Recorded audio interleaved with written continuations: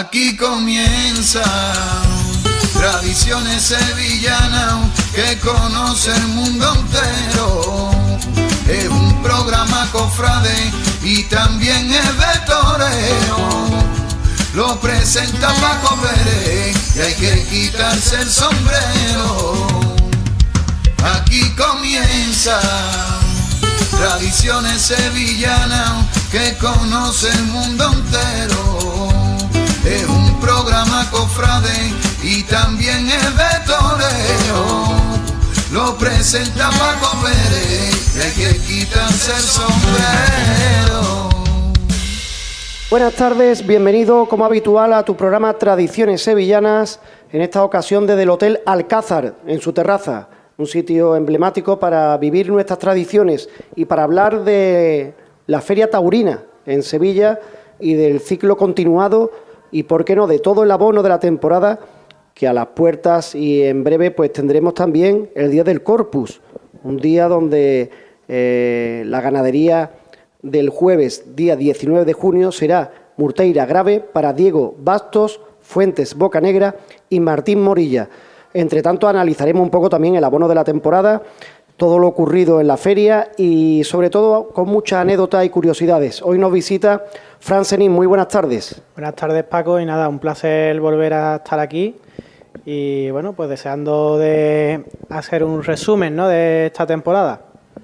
Fran Senín, de la tertulia taurina universitaria y además miembro jurado en diferentes premios de la ciudad de Sevilla. Sí, bueno, ahí estamos en los premios, ¿no?, de la Real Maestranza de Caballería y, bueno, también en su momento la Fundación Cruz Campo, ¿no?, que también había un premio, ¿no?, a la mejor ganadería.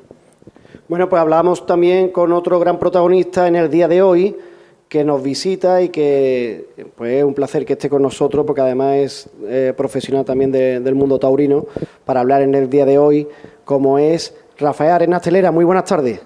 ¿Qué tal, Paco? Buenas tardes.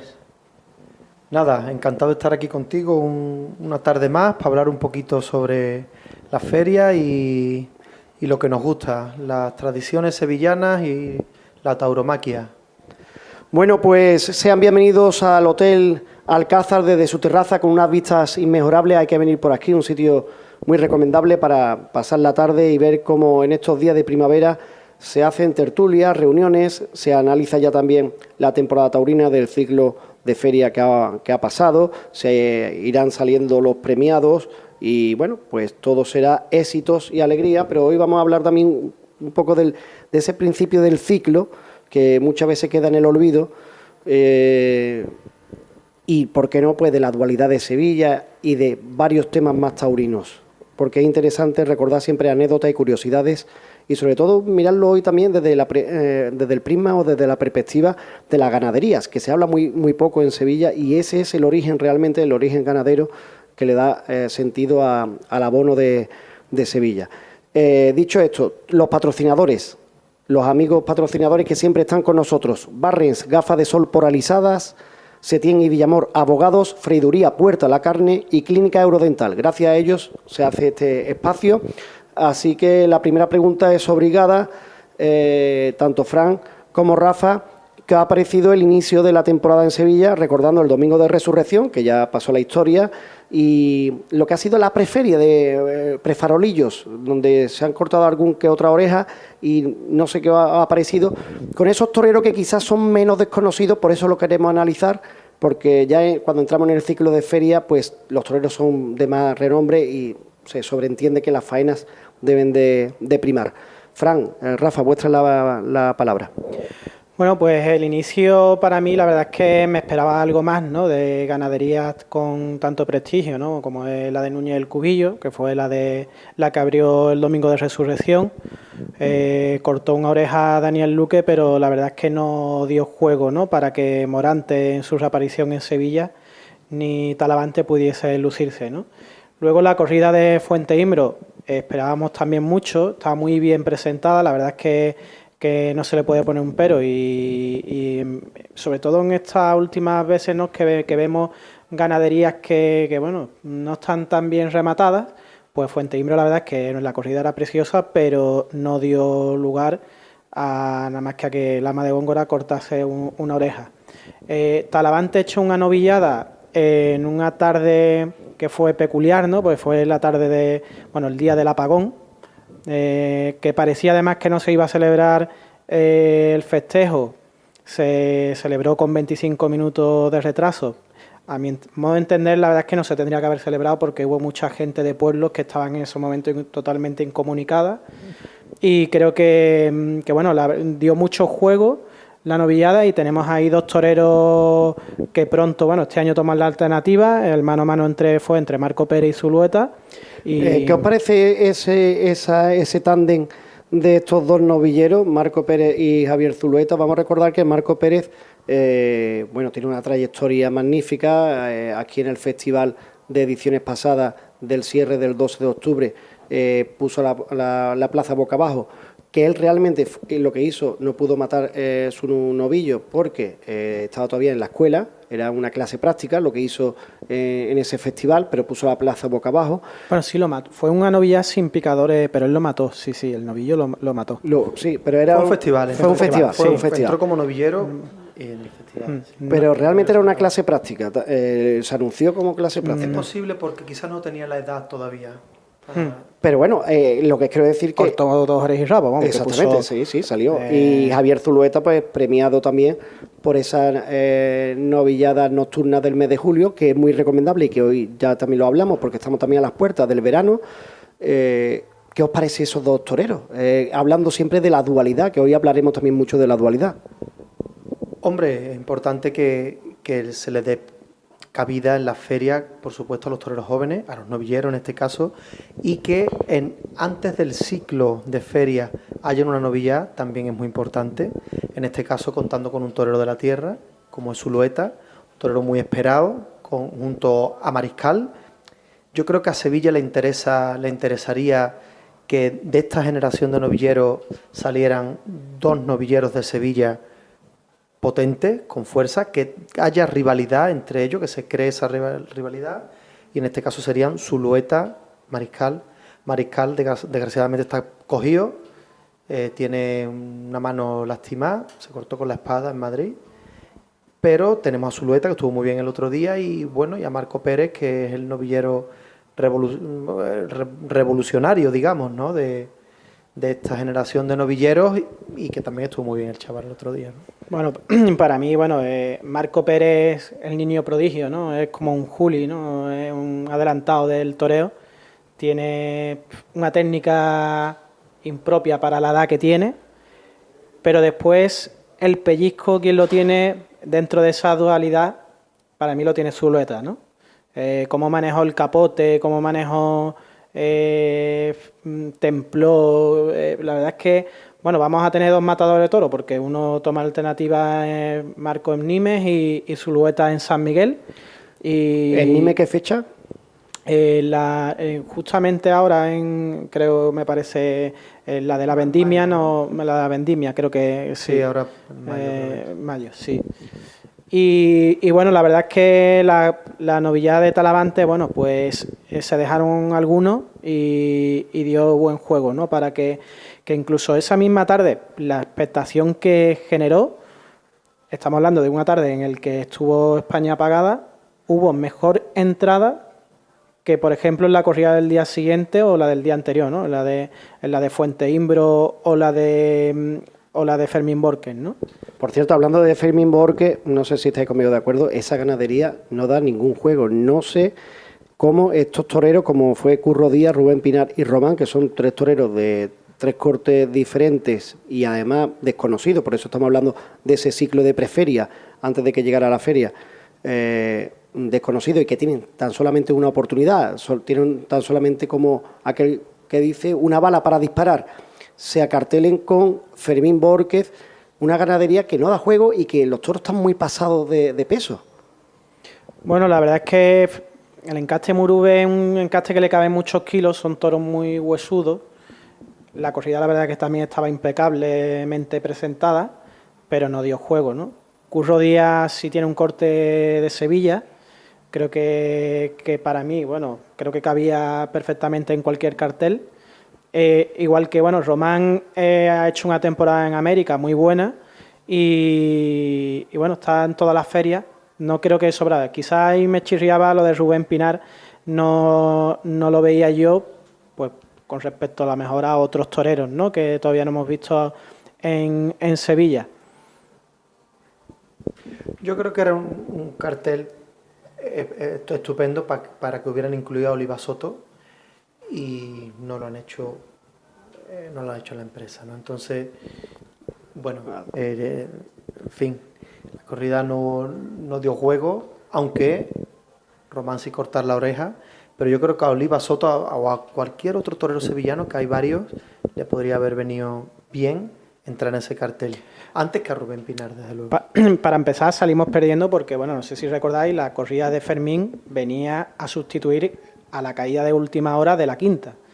La quinta era la que tendría que haber estado, supuestamente, el ganadero dijo que le habían prometido, está en feria, se vio que estaba fuera de la feria y además con un cartel, pues, digamos, de toreros que, bueno, son unos toreros buenos, pero que no era...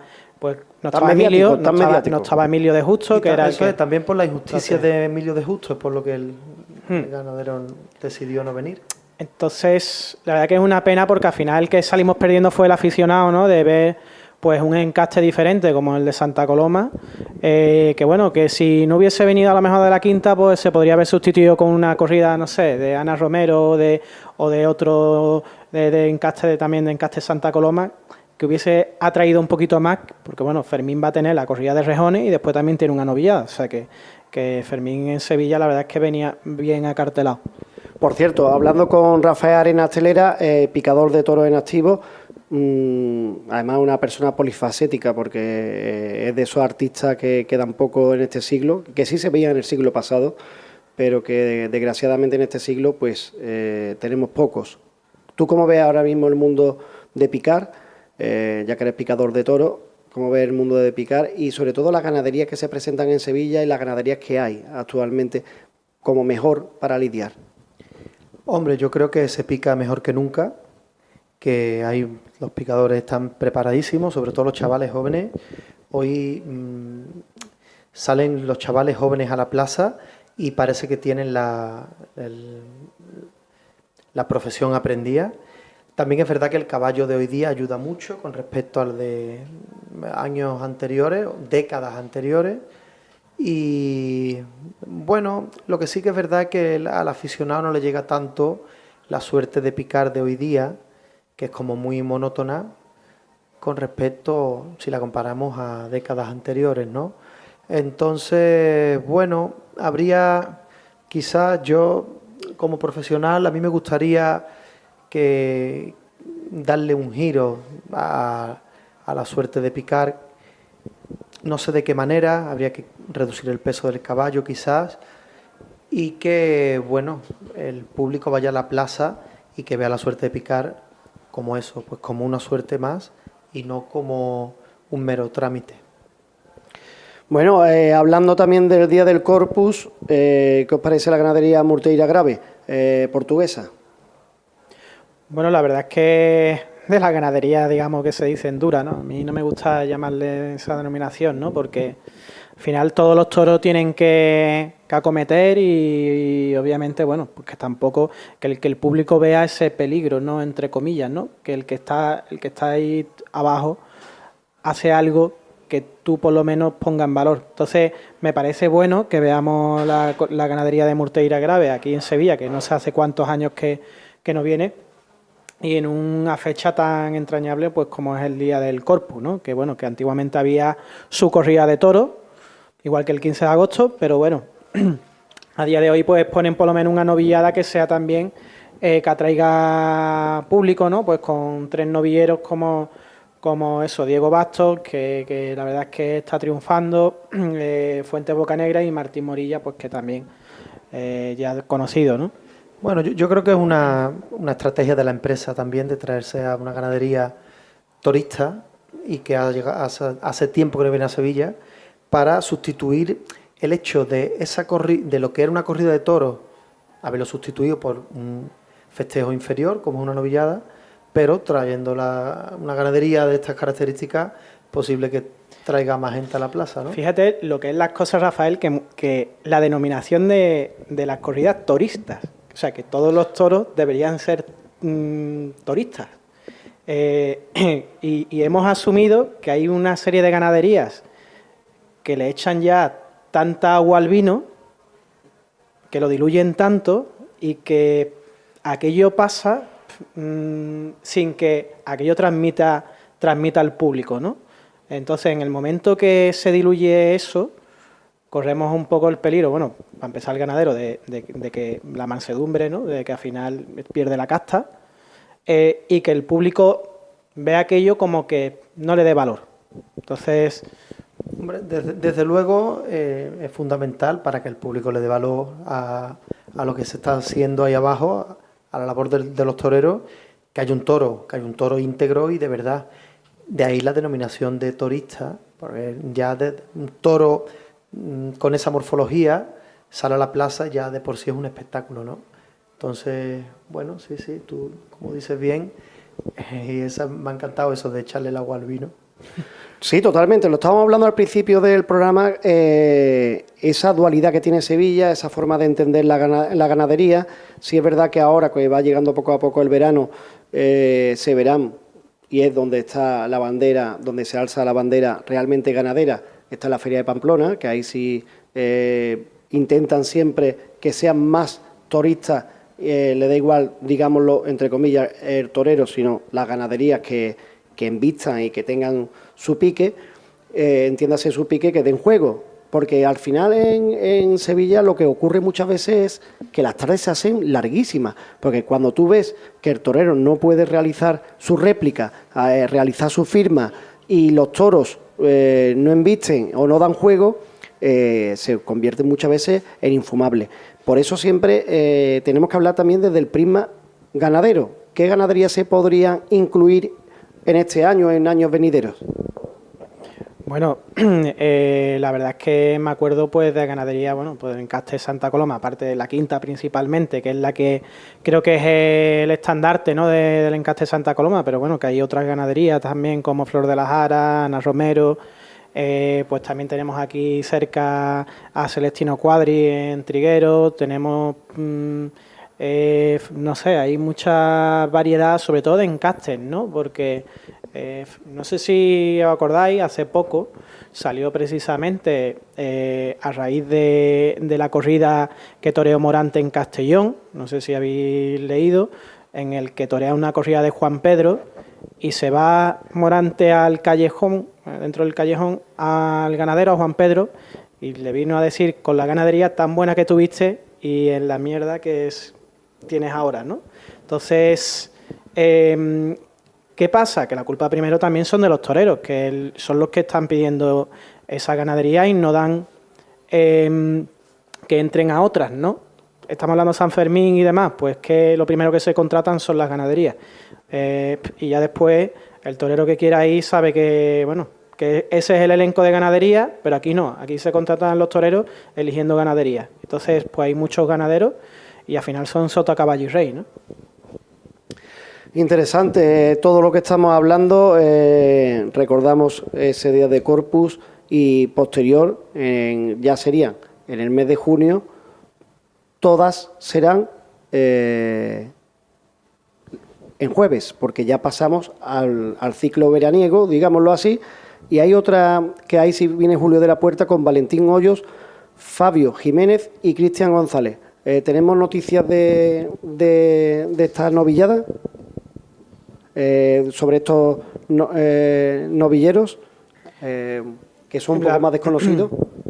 La verdad es que, bueno, ahí son novilleros que son poco conocidos de cara al público de Sevilla, ¿no? Es el gran problema hoy en día, ¿no?, de los novilleros, que al fin y al cabo hay pocas ferias, pocas novillas con picadores y muchos casi que vienen a Sevilla o a Madrid sin estar rodados, ¿no? Entonces, para mí son, bueno, poco conocidos. Claro, es que en años anteriores, cuando había tantas novilladas, los novilleros toreaban 20, 25 novilladas y era el momento de llegar a Madrid o a Sevilla. sobre todo a Madrid, que es donde salía el novillo más fuerte, ¿no? Pero claro, ahora los chavales que no tienen oportunidad de ir a los pueblos tienen que ir a las capitales, y de ahí que no los conozcamos demasiado, ¿no? Bueno, pues vamos llegando casi al ecuador del programa. Estamos aquí en el Hotel Alcázar. Por cierto, tu familia ganadera, Fran, ahora me contará un poco ese bagaje de tu ganadería. Y yo me gustaría también, ahora que has hablado de Madrid, tú eres también escritor.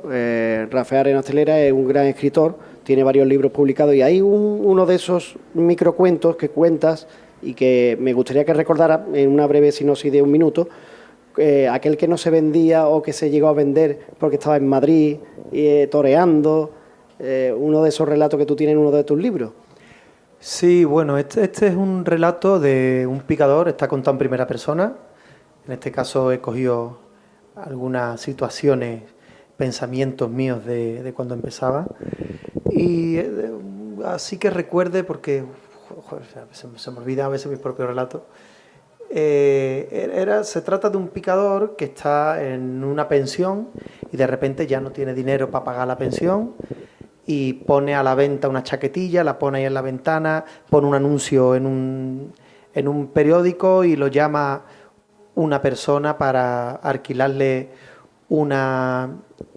Bueno, claro, no tenía para pagar la pensión, lo echan de la pensión, pero antes de eso pone un anuncio en un periódico, lo llama una chica para alquilarle una habitación, se va a la habitación y en definitiva, claro, el relato es largo, pero en resumidas cuentas, lo que ocurre es que él prefiere no pagar, o sea, no pagarse un hotel, no tener para un hotel y pagar la pensión, una habitación en una pensión con una chica que además le está haciendo la vida imposible, a torear por menos dinero, venderse y efectivamente pues no torear, ¿no?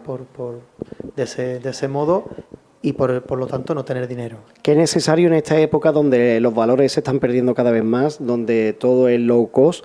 El otro día en un programa precisamente que me invitaron, estuvimos hablando de los trajes de los toreros, cómo ha perdido calidad, cómo era en el siglo pasado esos bordados. Y me preguntaban, oye, ¿qué está pasando con los toreros nuevos? Y estamos hablando de eso.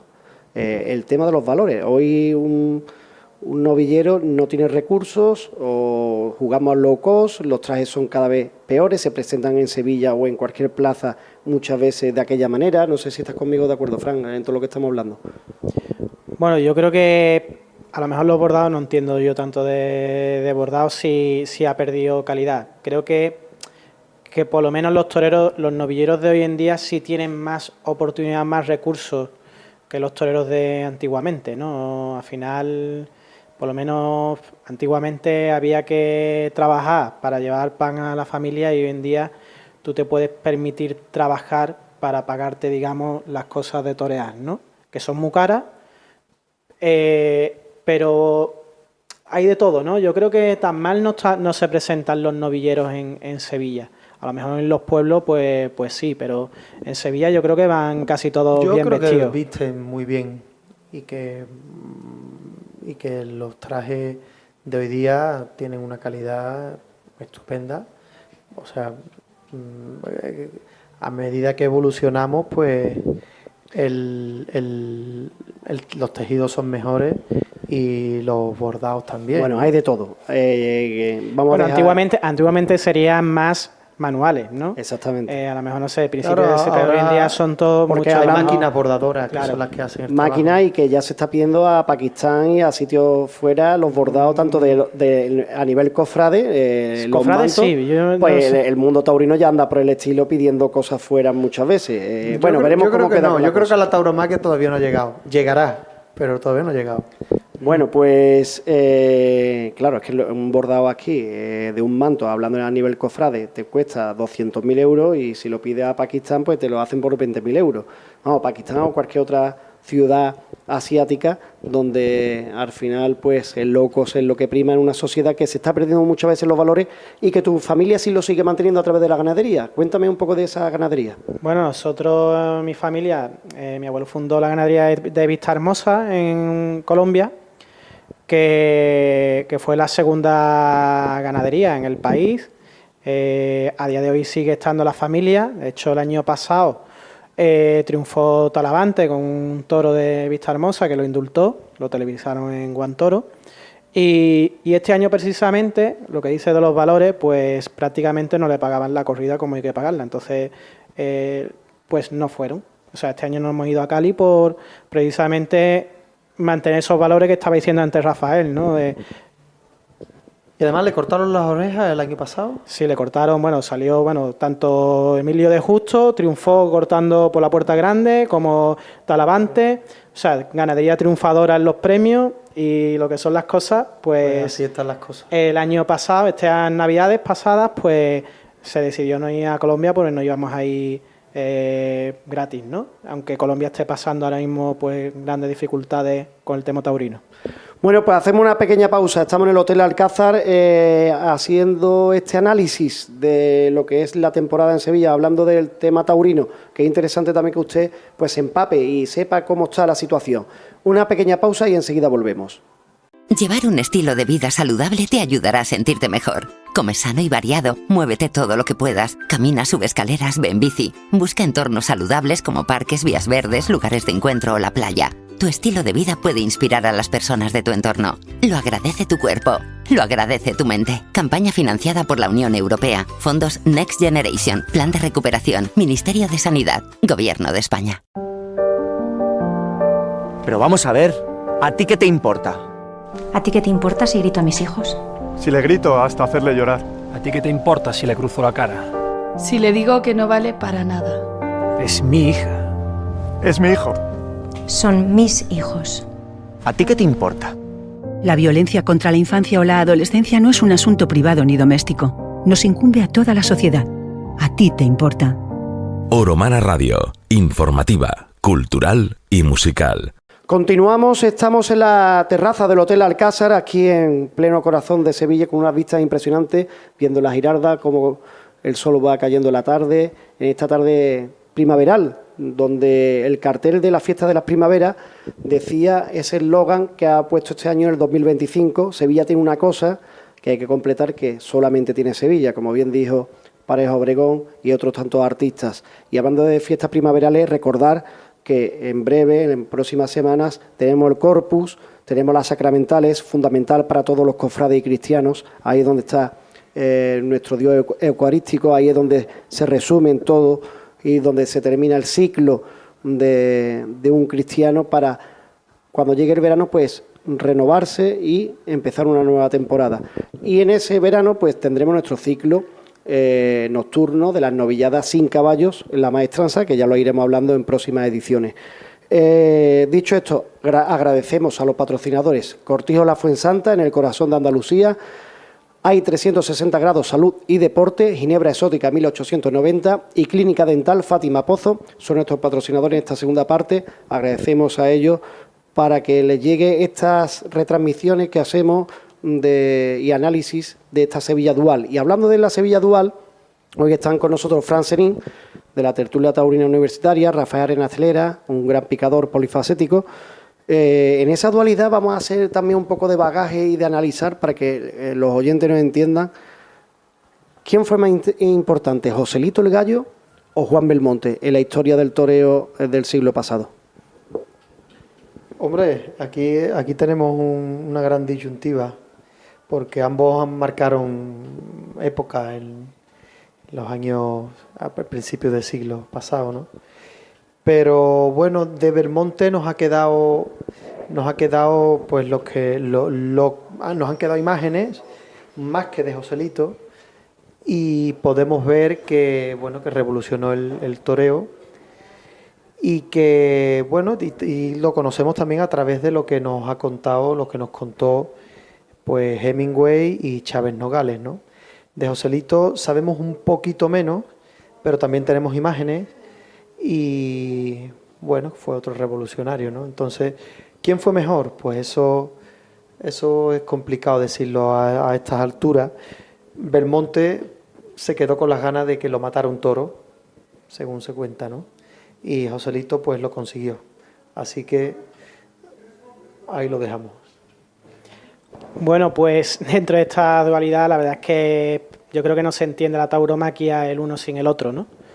Los dos aportaron mucho. Joselito, para la prematura muerte, pues nos dejó pues la Monumental de Sevilla, las monumentales, ¿no?, de Pamplona, la Monumental, porque él quería que todo el público pudiese asistir. Una persona, un torero que con tan corta edad murió y que fuese tan importante, pues ya indica lo grande que fue, ¿no?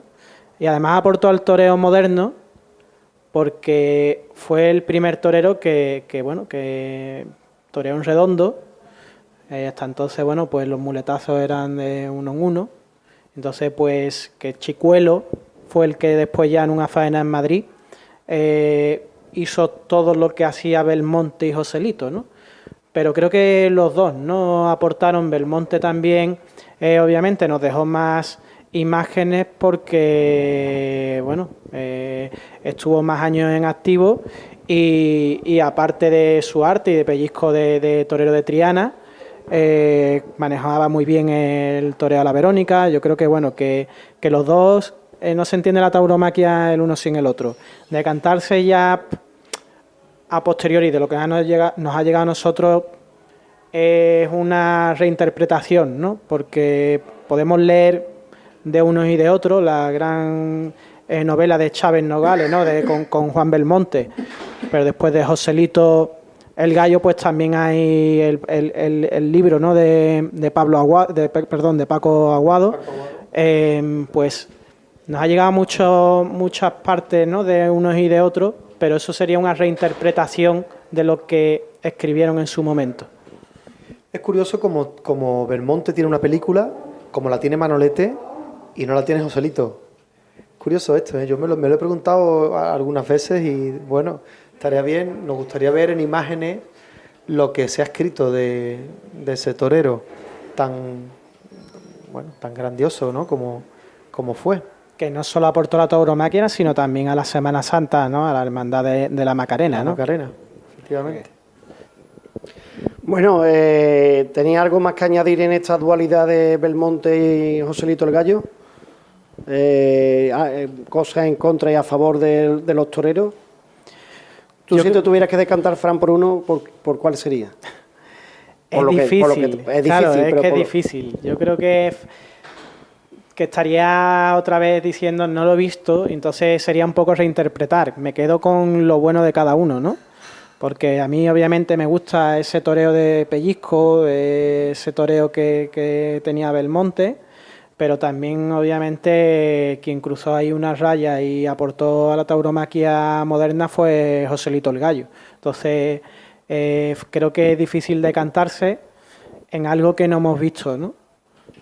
Es difícil, pero yo sí que me voy a decantar, y me voy a decantar por Joselito, porque Belmonte luego tuvo la ventaja de haber sobrevivido a Joselito muchos años, pero Joselito ha quedado siempre como bueno, murió con 20 años, ¿no? Sí. Con 20 años pasó a la historia como el más grande, ¿no? Entonces, esto es un mérito aparte. Entonces yo me decanto por él. Bueno, si hablamos de estas dualidades, hoy que es un día para analizar también, ¿no?, y reflexionar, ¿qué os parece la dualidad, aunque un poco en diferentes facetas y tiempos, Curro Romero o Morante de la Puebla?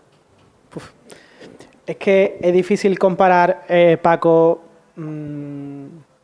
épocas distintas, ¿no? Porque el toro no era el mismo, el de Curro al de Morante, y el de Morante al de Curro, ¿no? Entonces, si miramos a números, Curro, pues ahí están los números, ¿no? En Puertas del Príncipe, en Puertas Grandes de Madrid. Morante, pues Morante yo creo que para mí está creando historia, ¿no? No se puede torear mejor. Creo que no ha habido un torero reciente que haya toreado tan bien con el capote, que haya reinterpretado tantas suertes antiguas del toreo. Es un estudioso de esto. Lo bueno, además de Morante, que nos está aportando la tauromaquia, es que cuando tú ves una tarde, vas a una tarde a ver a Morante, no sabes por dónde va a salir. Vemos que hoy en día la tauromaquia, hay toreros que son muy mecánicos, tienen la faena estructurada y repiten esa faena una y otra vez. Parece tú además que la estás reviviendo, pero con Morante no. Y eso es porque es único. Pues sin duda yo pienso igual. Morante es único. Yo creo que tenemos la suerte de estar viviendo en la misma época que Morante. Lo tenemos ahí y lo podemos ver en cualquier plaza de España. Eso lo van a valorar, nos van a valorar a nosotros, a nuestra generación, muchas generaciones posteriores que no lo van a poder ver, claro, porque no serán contemporáneos como nosotros lo estamos siendo. Y yo creo que, como tú dices, no se ha toreado nunca mejor. Nadie ha toreado mejor que Morante. Morante es el toreo. Si sobre un papel hay escrito cómo hay que torear, Morante lo está interpretando tal cual. Yo personalmente, Paco Pérez Estepas, quien les habla, por cierto, nos pueden escuchar estos programas a través de las ondas, como lo están haciendo habitualmente, pero también en los podcasts en iVoox, Paco Pérez, Tradiciones Sevillanas, y en YouTube, Tradiciones Sevillanas, también nos pueden buscar en diferentes canales o en el blog Ritos de Sevilla. Hay muchos sitios para encontrarnos y escucharlo en redifusión, no solamente el programa de hoy, sino todos los anteriores y todos los que vendrán. Yo me decanto más por Joselito el Gallo, y mira que los dos creo que fueron grandes artistas, y entre Morante y Curro me decanto más por Curro. Creo que Curro lo hizo todo más natural. También sí es verdad que Morante está llevando la tauromaquia a otros terrenos que no habían llegado anteriormente, pero creo que la naturalidad que tenía Curro no la tiene Morante, por mucho que se pueda comparar los dos, en mi opinión. Pero Morante tiene una cosa que no tiene Curro, que Morante además tiene valor. Y esto es un añadido, o sea, porque... Pero si tuviera valor, cogería también otras ganaderías. Yo no le he visto acartelarse con ganaderías que sean de picante, ¿eh? Lo hemos visto, por lo menos, innovar más que algunas figuras del toreo, porque hemos visto a Morante con Vitorino, o sea, con Gamero Cívico, con diferentes encastes, ¿no? Incluso irse a la puerta de los chiqueros. Coño, que esto no es propio de un torero de ese corte. Por eso digo que además de Morante, que es un torero de corte artístico, que ya sabemos que cómo son estos toreros, que son más medrosos, que están más cortitos de valor, pero sin embargo Morante no, Morante tiene valor. Si analizamos también en esta dualidad, no sé si os parece bien esta dualidad, el cordobés y Roca Rey, ¿quién ha dejado más legado o quién está dejando más legado en la tauromaquia? El cordobés y Roca Rey. El cordobés padre. Ah, tú te refieres como referente de una época. Hombre, el cordobés, es que claro, las épocas son diferentes. El cordobés fue un revolucionario. Porque ojo que Roca Rey está llenando, no nos olvidemos que años anteriores, es que aquí, cuando hablamos de dualidad y estoy sacando estos nombres, quiero que lo entienda el aficionado, lo entendáis vosotros y al final juguemos un poco en este debate, porque Morante años anteriores no ha llenado la plaza. Y Roca Rey, todos los carteles que ha tenido estos últimos años, ha arrastrado de juventud muchísimo, que era lo que hacía el cordobés en su momento, y al final ha llenado la plaza. ¿Mejor o peor toreará? Ya eso no lo sabemos, o eso será otro debate, pero es una realidad. Hombre, si hablamos de dos épocas diferentes. Roca Rey juega en desventaja con respecto al cordobés, porque el cordobés que no competía con otro espectáculo. En España solo estaba fútbol en menor escala y la tauromaquia. Y la gente no solo iba a la plaza a ver cordobés, sino que dejaba de ir a trabajar por ver cordobés en la tele. Sin embargo, Roca Rey, aunque lleva gente a la plaza y la llena, además tiene la ventaja con respecto al cordobés de que está compitiendo con otros muchos espectáculos que se programan en las ciudades allá donde va, porque en Sevilla de repente te encuentras conciertos, te encuentras Icónica Fest, que vienen artistas internacionales, obras de teatro, fútbol por la tele, en directo, o sea que la gente... Pues ahí está mi pregunta. Yo, bueno, es que otra vez estamos partiendo de que son épocas diferentes en las que, lo que está diciendo Rafael, cordobés, prácticamente en esa época pues había menos opciones, ¿no? Fue un revolucionario porque llevó a mucho público, igual que a día de hoy lo hace Roca Rey, afortunadamente, gente joven. te quiero corregir, Paco, porque este año, las 5 tardes de Morante, se ha colgado el cartel de No hay billete. O sea que precisamente... Este año, pero te hablo de años anteriores. Bueno, otros años a lo mejor no, pero Morante también está llevando a mucha gente. ¿Que el más taquillero a día de hoy es Roca Rey? Por supuesto. Si me dice me tengo que decantar ahora entre uno y otro, creo que Roca Rey va a marcar también una época, ¿no? ¿Qué le falta a Roca Rey para terminar de consolidarse ahora mismo en la época que estamos? Años. Morante se podría retirar ya, que pasaría la historia. A Joselito el Gallo no le faltaron años. Pero bueno, tuvo la suerte, en este caso, la desgracia, de que lo matara un toro, y la fortuna de que ese toro lo hiciera pasar a la historia. ¿Qué hubiese sido de Joselito si en vez de morir con esa edad hubiese aguantado pues 20 años más? Pues cualquiera sabe, ¿no?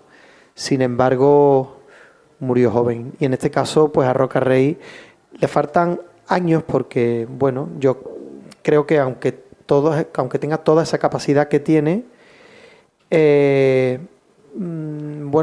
son toreros que necesitan estar muchos años en el toreo para marcar época. Sin embargo, y vuelvo a la comparación con Morante se podría haber retirado ya hace 10 años, que hubiera marcado una época. Hombre, la verdad es que Roca, yo creo que estamos otra vez analizando, Paco, épocas diferentes en las que la sociedad ha evolucionado y en la que es difícil comparar sociológicamente, ¿no?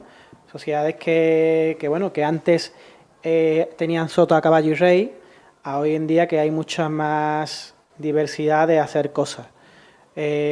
Incluso donde la fiesta nacional era lo primordial junto con el fútbol, a algo que la fiesta nacional hoy en día, desgraciadamente, no nos gusta, no es lo prioritario. Es más, cada vez tenemos más trabas, más problemas. Más detractores, entonces, comparar eso es difícil. Porque que a contracorriente Roca esté llevando la gente que está llevando es más meritorio. En una época en la que el cordobés sí llenaba obviamente plaza, fue un revolucionario del toreo, pero que a lo mejor el viento era más favorable que hoy en día. Si hablamos de otra dualidad más reciente, y aquí sí quiero también que nos mojemos y pongamos pro y contra, hay una nueva oleada que está levantando ahora la bandera de Sevilla en la tauromaquia, en los toros, y es Juan Ortega y Pablo Aguado. ¿Cuál creéis que de los dos es más necesario, más importante, o dejará más huella o tiene más peso? Yo a Aguado lo he visto poco, lo recuerdo de novillero, porque incluso coincidió con él en algún festejo, pero a Juan Ortega sí que lo he visto más.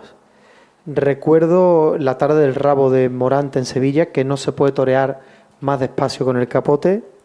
Sin embargo, aquello fue eclipsado por el rabo de Morante, pero a los que tenemos recuerdos se nos quedaron grabadas esas 4 o 5 Verónicas, que es que más despacio no se puede torear. Entonces, bueno, yo no puedo hacer aquí en este caso ninguna comparación, porque no he visto mucho a Aguado, pero sí que creo que Juan Ortega tiene mucho que decir y ya lo está diciendo, ¿no? Sobre todo en ese toreo de capote que tanto se valora en Sevilla, ¿no?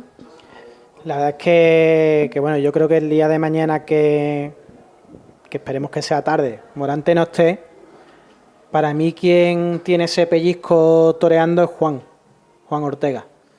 Creo que no es tan estudioso, bueno, es un estudioso también de esto, pero que no innova tanto como Morante, pero que torea, y quien espoleó ese día en la tarde del rabo a Morante fue Juan.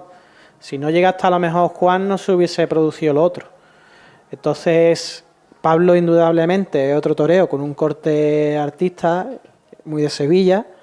Nos hizo disfrutar mucho la tarde de las 4 orejas y la Puerta del Príncipe. Creo que ese día fue todo, ¿no?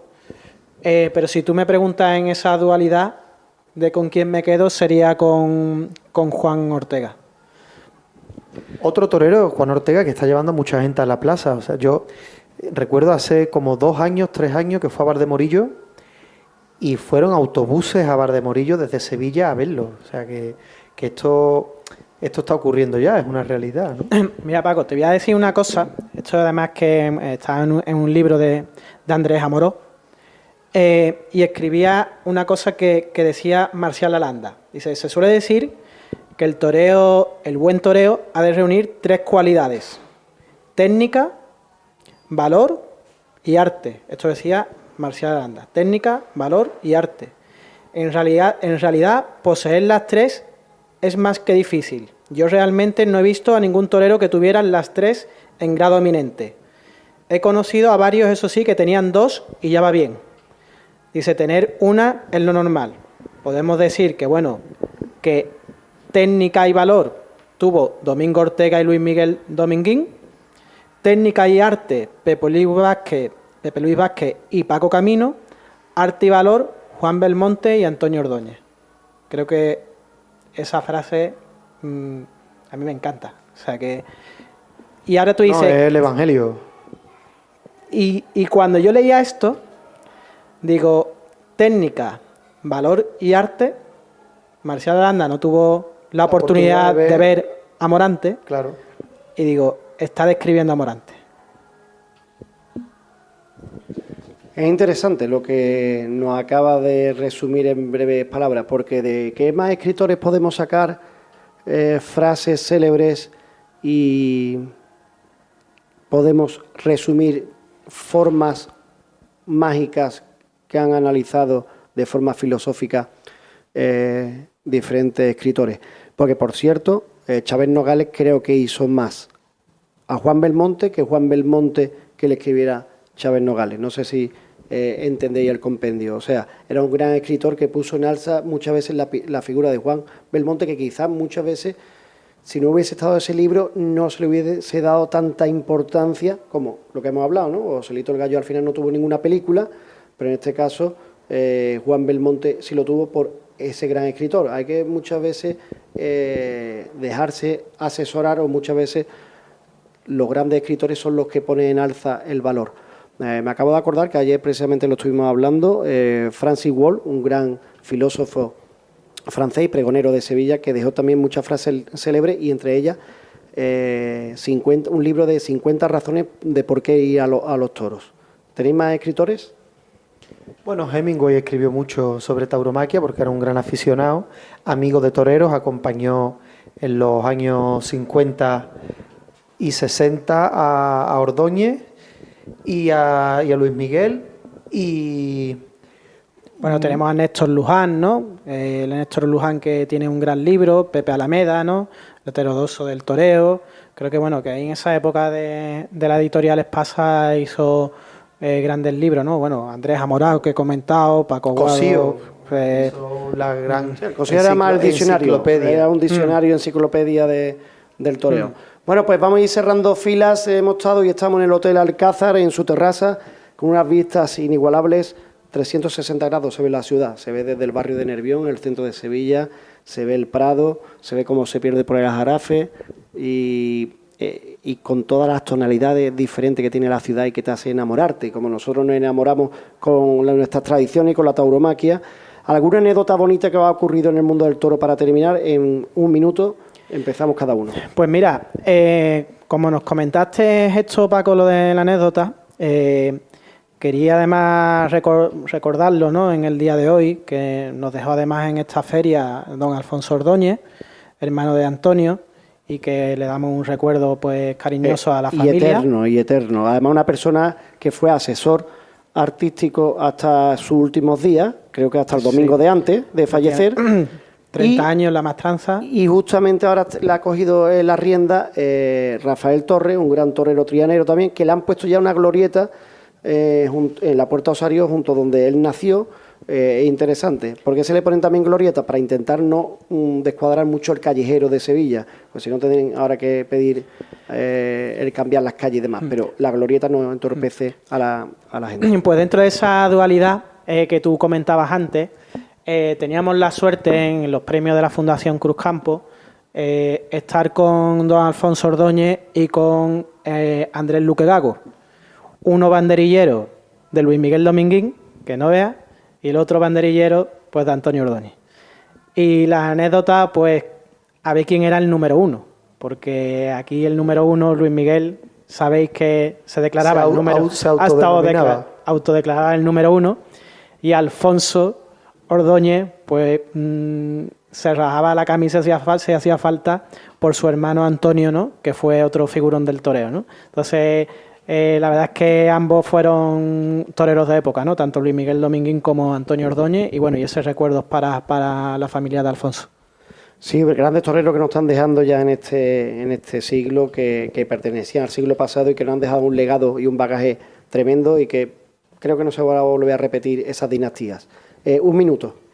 Bueno, mi anécdota, ahora recordando al gran Alfonso, yo tengo muchas anécdotas con él, pero una de mis comienzos es que yo empecé a torear muy pronto, con 13 años, aunque tenía cuerpo, pero no tenía edad ni carné.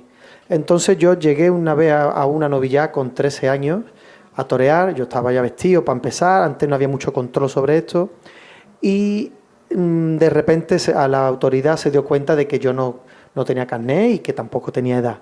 Pero Alfonso y yo, claro, yo estaba ilusionadísimo y me puse a llorar como un niño que era, ¿no? Y Alfonso entró al patio caballo, me vio allí, oye, ¿qué haces aquí? Que me han dicho, bueno, ven para acá, porque el toro no entiende de carne. ¿Tú eres capaz de subirte al caballo y picar novillo? Digo, claro que soy capaz. Habló con la autoridad, me subió al caballo y piqué mi novillo, y esa es mi gran anécdota con Alfonso, al que le estaré siempre agradecido. Pues nos marchamos. Esta es la dualidad de Sevilla, este es el homenaje a la familia Ordóñez, también un gran legado que nos han dejado, y esa arte, esa chispa que tenía el siglo pasado, que se está perdiendo. Hoy día todo tiene que ser todo muy autoritario, todo tiene que ser muy disciplinado y cumpliendo los cánones. Y antiguamente no, todo era chispa, ingenio, arte y duende. Nosotros nos marchamos, espero que lo hayan pasado bien en este ratito de tertulia, donde hemos analizado un poco pues lo que es el mundo taurino en este 2025. Sean felices y tengan buena semana.